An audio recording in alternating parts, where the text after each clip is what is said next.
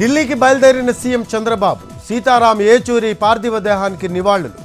రేపు ఉదయం హైదరాబాద్కు తిరిగి రాక.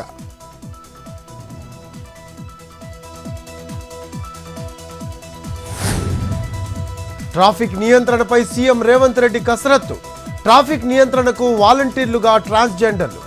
హోంగార్డ్ తరహాలో ట్రాన్స్జెండర్ల ఉపాధికి సీఎం రేవంత్ చర్యలు పరిశీలించాలని అధికారులకు సీఎం రేవంత్ రెడ్డి ఆదేశం.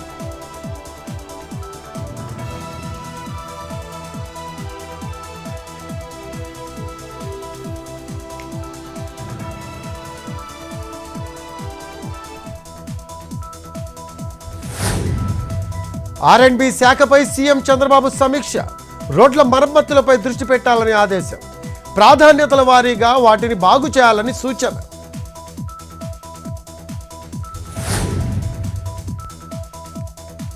విజయవాడ 3 డివిజన్లలో ఇంకా వరద నీరుంది.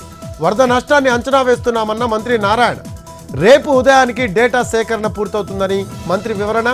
నివేదికను బట్టి సాయం ఎంత ఇవ్వాలన్న దానిపై నిర్ణయం.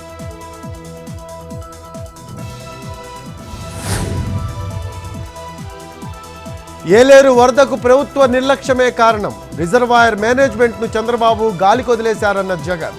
కావాలనే ప్రజలను ఇబ్బందుల పాల్చేశారని ఆరోపణ. రాష్ట్రంలో ఎక్కడ ఏం జరిగినా దానికి జగనే కారణమని అంటారని విమర్శ.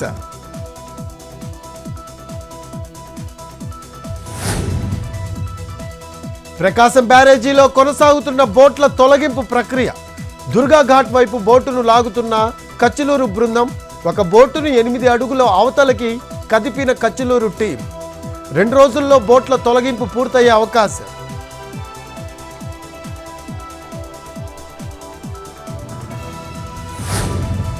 హైదరాబాద్ మియాపూర్లో కుంగిన రోడ్డు. 10 అడుగుల మేర ఏర్పడిన గుంత. కుంగిన రోడ్డు పక్కనే water pipe line, drainage pipe line పరిశీలిస్తున్న GHMC అధికారులు.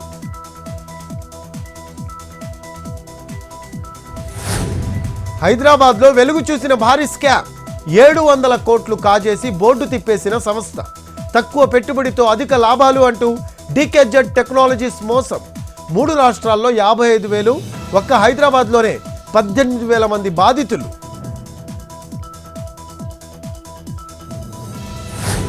తిహార్ జైలు నుంచి విడుదలైన ఢిల్లీ సీఎం కేజ్రీవాల్. 6 నెలల తర్వాత జైలు నుంచి విడుదలైన కేజ్రీవాల్. షరతులతో కూడిన బెయిల్ మంజూరు చేసిన సుప్రీంకోర్టు. మార్చి 21న లిక్కర్ కేసులో అరెస్ట్ అయిన కేజ్రీవాల్.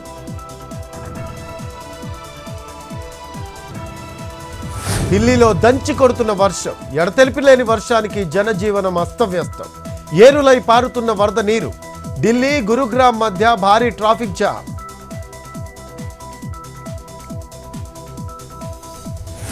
ఉత్తర బంగాళాఖాతంలో అల్పపీడనం. రానున్న 24 గంటల్లో వాయుగుండంగా బలపడనున్న అల్పపీడనం. ఉత్తర కోస్తా, రాయలసీమలో వర్షాలు పడే ఛాన్స్. ఈ నెల 19-25 మధ్య నైరుతి రుతుపవనాల తిరోగమనం. వచ్చే నెల 15లోగా ప్రక్రియ పూర్తవుతుందని తెలిపిన IMD.